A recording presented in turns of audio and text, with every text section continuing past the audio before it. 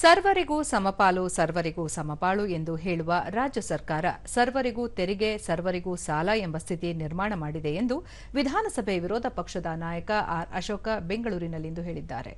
ಮುಖ್ಯಮಂತ್ರಿ ಸಿದ್ದರಾಮಯ್ಯ ಮಂಡಿಸಿದ 2026-27ನೇ ಸಾಲಿನ ರಾಜ್ಯ ಮುಂಗಡ ಪತ್ರ ಜನಸಾಮಾನ್ಯರ ಮೇಲೆ ತೆರಿಗೆಯ ಹೊರೆ ಹೊರಿಸಿದೆ ಎಂದು ತಿಳಿಸಿದ್ದಾರೆ. ರಾಜ್ಯದ ಆರ್ಥಿಕ ಭವಿಷ್ಯಕ್ಕೆ ಸ್ಪಷ್ಟ ದಿಕ್ಕು ನೀಡಬೇಕಾದ ಬಜೆಟ್ನಲ್ಲಿ ವಾಸ್ತವ ಸ್ಥಿತಿಗತಿಯನ್ನು ಮರೆಮಾಚಲಾಗಿದೆ.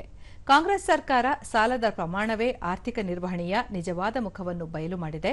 2023-24ರಲ್ಲಿ 82,000 ಕೋಟಿ ರೂಪಾಯಿಯಿಂದ 2026-27ನೇ ಸಾಲಿನಲ್ಲಿ 1,32,000 ಕೋಟಿ ರೂಪಾಯಿ ಸಾಲ ಮಾಡಲು ಯೋಜನೆ ರೂಪಿಸಲಾಗಿದೆ. 4 ವರ್ಷಗಳಲ್ಲಿ ರಾಜ್ಯ ಸರ್ಕಾರ 4.4 ಲಕ್ಷ ಕೋಟಿ ಹೊಸ ಸಾಲ ಮಾಡುವ ಪರಿಸ್ಥಿತಿ ನಿರ್ಮಾಣವಾಗಿದೆ ಎಂದರು. ಬಿಜೆಪಿ ಸರ್ಕಾರದ ಅವಧಿಯಲ್ಲಿ ರಾಜ್ಯದ ಹಣಕಾಸು ಶಿಸ್ತನ್ನು ಕಟ್ಟುನಿಟ್ಟಾಗಿ ಕಾಪಾಡಲಾಗಿತ್ತು.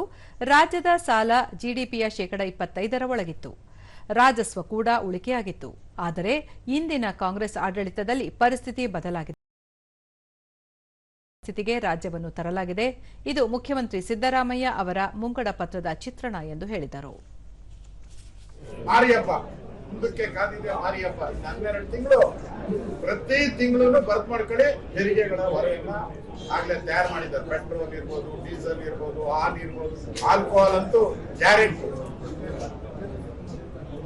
ಇದು ಸಿದ್ದರಾಮಯ್ಯನವರ ಕಳಪೆ ಬಡ್ಜೆಟ್. ಇದು ಕಳೆದ 3 ವರ್ಷದಲ್ಲಿ 4.5 ಲಕ್ಷ ಕೋಟಿ ಸಾಲ ಮಾಡಿದ್ದಾರೆ ಸಿದ್ದರಾಮಯ್ಯ. 4.5 ಲಕ್ಷ ಕೋಟಿ. ನಮ್ದು ಈಗ 8 ಲಕ್ಷ ಕೋಟಿ, 824 ಕೋಟಿ ನಾವು ಸಾಲ ನಮ್ಮ ತಲೆ ಮೇಲಿದೆ. ಅದರಲ್ಲಿ ಸಿದ್ದರಾಮಯ್ಯನವರ ಪಾಲೆಷ್ಟು ಅಂದ್ರೆ 54%. 54%.